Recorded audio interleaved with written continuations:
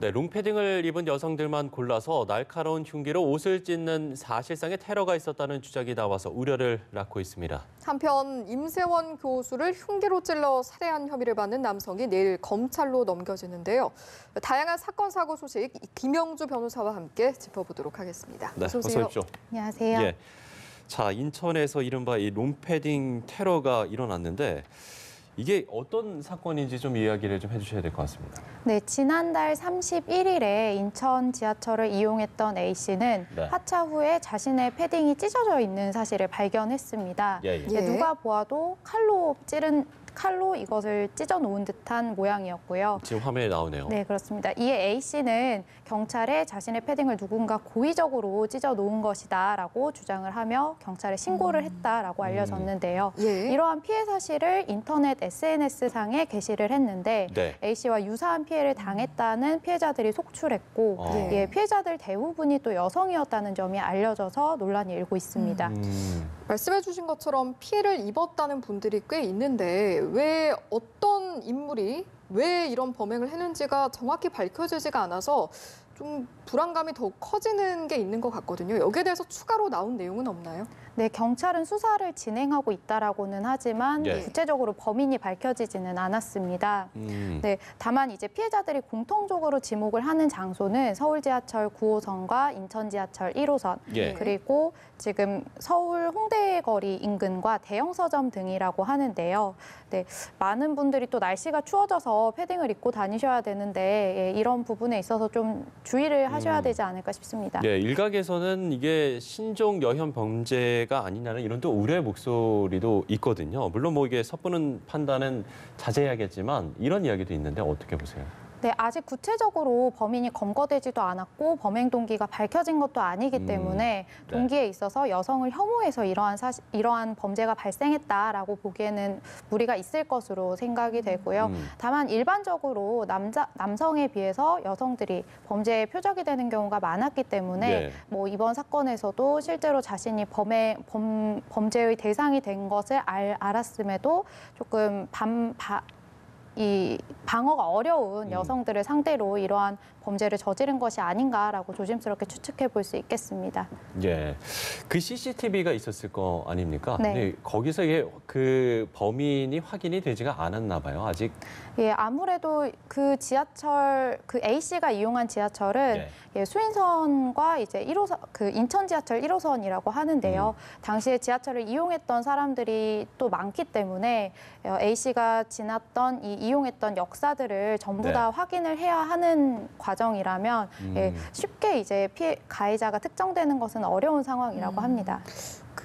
쉽지는 않겠지만 혹시라도 향후에 검거가 된다면 어떤 혐의로 어느 정도의 처벌을 받게 되나요? 네, 현재 논의가 되는 것이 손괴죄와 폭행죄입니다. 예, 손괴죄라고 하면 물건의 효용을 해야 하는 범죄인데요. 예, 옷의 경우 보온을 위해서 혹은 뭐 디자인을 위해서 착용을 하는 경우가 있는데 패딩을 칼로 찢어 놓았다라고 하면 아무래도 물건 자체의 효용을 해했다라고 보기가 쉽습니다. 예, 때문에 당연히 손괴죄로 처벌은 될 것으로 보이고요. 예. 다만 옷을 이제 신체에 착용을 하고 있었기 때문에 신체에 대한 유형력의 행사로 인정이 될 경우 폭행죄의 처벌도 논의가 될 것으로 보입니다. 그렇군요. 알겠습니다. 자, 다음 사건으로 좀 넘어가 보겠습니다. 일단 영상을 보고 저희가 이야기를 나눠보도록 하죠.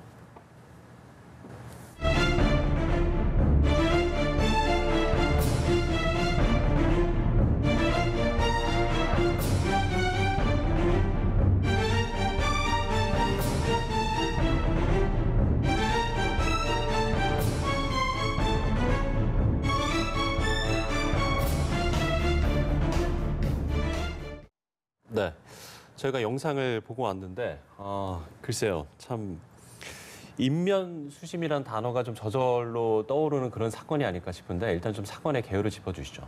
네, 안 씨는 2016년 10월경에 같은 세차장에서 일을 하면서 홀로 아이를 양육하고 있던 A 씨에게 아이를 아무래도 보육원에 맡기는 것이 낫지 않겠냐, 자신이 보육원에 맡겨주겠다라고 해서 아이를 데려갔습니다. 예. 그런데 이 아이를 보육원에 맡긴 것이 아니라 상습적으로 폭행을 했고 아이는 결국 숨진 사건이었습니다. 네네. 예. 네, 안 씨는 아이를 실제로 뭐 보육원에 맡기지 않았으면 물론 자신의 집과 모텔 등으로 데려갔는데요. 네, 음식을 주지 않았고 심지어 아이를 바닥에 던져서 머리를 다치게 했다고 합니다. 예, 아이는 머리가 아프다고 또 이야기도 했고 토하는 네. 등의 뇌출혈 증상을 보였는데도 이 아이를 방치를 했고 결국 아이는 안 씨에게 맡겨진 지 사흘 만에 숨지게 되었습니다. 그 6개월이니까요. 꽤 긴 시간 아이를 맡긴 건데 처음부터 애초에 보육원에 맡기게 된, 결국 뭐 맡긴 것은 아니었지만 맡기기로 결정하게 된 이유가 무엇이었나요? 네, 이 아이의 아버지인 A 씨는 네. 사실상 정신장애라고 뭐 장애 등급을 받은 적은 없지만 어린 시절 사고로 인해서 일반인들에 비해서 직정 능력이 조금 부족한 분이었다고 합니다. 예. 예, 당시 그런데 A 씨는 아내 없이 홀로 아이를 양육을 하고 있었는데요. 예, 일을 하는 상황이다 보니 주간에는 어린이집에 그리고 야간에는 주로 키즈 카페에 아이를 맡겨야만 했다고 합니다.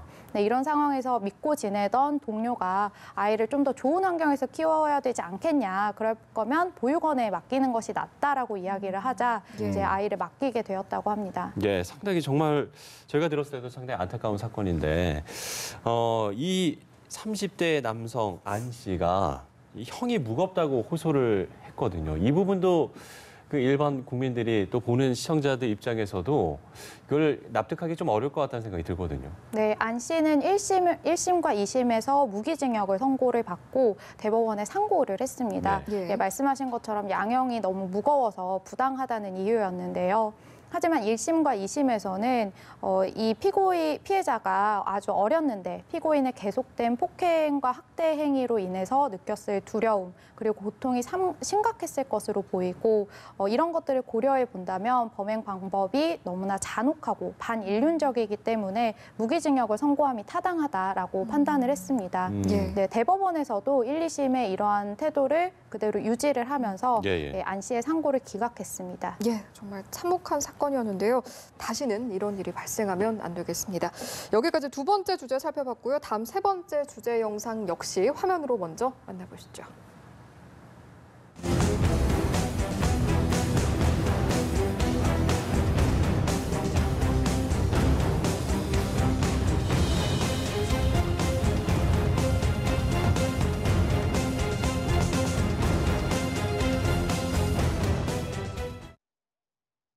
네, 얼마 전 임세원 교수를 살해한 박 씨, 이제 내일 검찰에 넘겨지는데 아직까지도 정확한 범행 동기가 나오지 않았다고 해요? 네, 박 씨는 여전히 범행 동기에 대해서 횡설수설하고 있다라고 합니다. 네. 예, 그럼에도 중간에 잠깐 나왔던 이야기가 자신의 머리에 폭탄을 병원이 심었다. 그래서 이와 관련해서 논쟁을 하던 중에 피해자를 살해하게 된 것이다라는 이야기를 지나가듯 했다라고 합니다.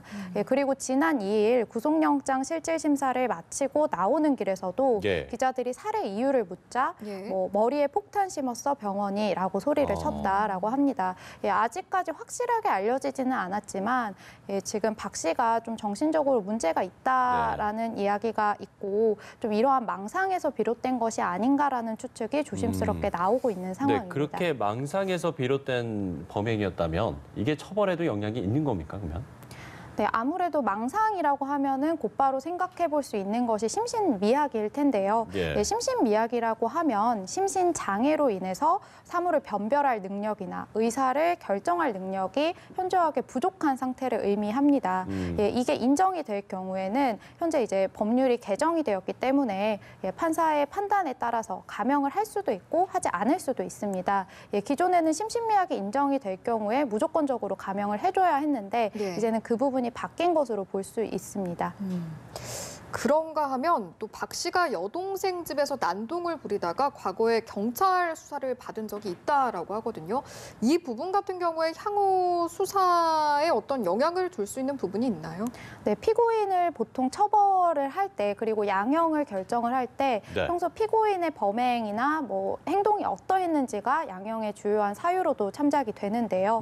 네, 실제로 지난해에 이제 여동생의 집을 찾아가서 문을 열어달라라고 했는데 예. 뭐 여동생이 문을 열어주지 않자 수차례 발로 문을 차면서 협박을 했다고 합니다. 예, 당시에는 여동생이 뭐 처벌을 원하지 않아서 불기소 처분을 했다라고 하는데요. 이처럼 박 씨가 계속적으로 폭행 행위를 일삼아 왔다라고 하면 아무래도 좋지 않은 영향을 미칠 확률이 높을 것으로 보입니다. 예. 그런데 미리 이제 흉기를 챙겨가지 않았습니까? 네. 이런 부분을 생각을 했을 때는 이게 계획적인 범죄일 수도 있지 않겠습니까? 이런 부분에 대해서는 어떻게 보세요? 사실 계획 범죄인지 여부도 네. 앞으로 수사를 통해 밝혀져야 할 부분인데요.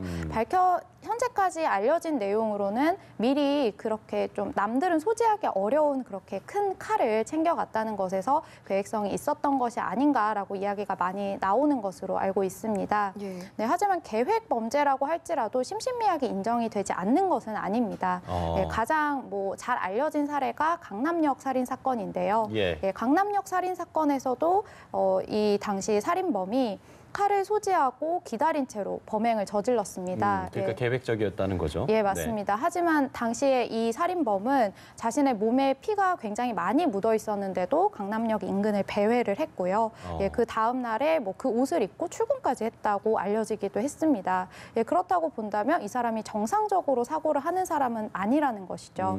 예, 이 사건에서도 이 박 씨가 뭐 범행을 저지르고 약 뭐 6분간 자리에 서 있었다라는 진술이 있었다고 해요. 예. 예, 그렇다고 한다면 계획 범죄라고 할지라도 뭐 심신미약이 인정될 가능성이 아예 없는 것은 아닌 게 아닌가라는 이야기가 나오고 있습니다. 예, 알겠습니다. 내일 검찰에 송치된다고 하니까요. 앞으로의 수사 상황도 저희가 관심을 가지고 지켜보도록 하겠습니다. 네, 오늘 지금까지 세 가지 이슈들 김영주 변호사와 함께 짚어봤습니다. 말씀 오늘 고맙습니다. 고맙습니다.